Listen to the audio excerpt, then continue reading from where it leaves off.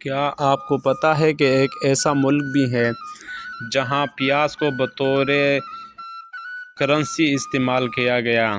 جی ہاں، آپ کو ہم بتاتے چلیں، فلپائن میں پیاز ایک روز کے لیے کرنسی بن گئی۔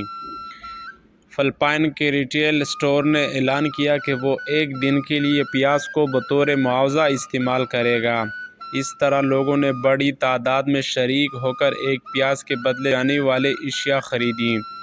اس کی وجہ یہ ہے کہ فلپائن میں پیاز کی شدید قلت ہے اور 1 کلو گرام پیاز کی قیمت 2000 روپے سے بھی زائد ہے۔ تاہم فلپائن میں جاپان ہوم سینٹر کی ایک شاخ نے اعلان کیا ہے کہ اسے ہر جسامت اور قسم کی پیاز قبول ہے جسے بطور کرنسی استعمال کیا جا سکتا ہے۔ ایک پیاز سے گاہک منتخب شدہ 3 اشیاء میں سے کوئی بھی اتار سکتا ہے، پھر جمع شدہ پیاز ان غریب افراد کو دی جائے گی جو اسے خریدنے کی صلاحیت نہیں رکھتے، کیونکہ فلپائن کے بہت سے عام کھانوں میں پیاز ایک لازمی جزو بھی ہے۔ اعلان کے مطابق ہفتہ 4 فروری کو اسٹور نے پیاز کو بطور رقم استعمال کیا اور یہ پیشکش صرف ایک روز کے لیے ہی تھی۔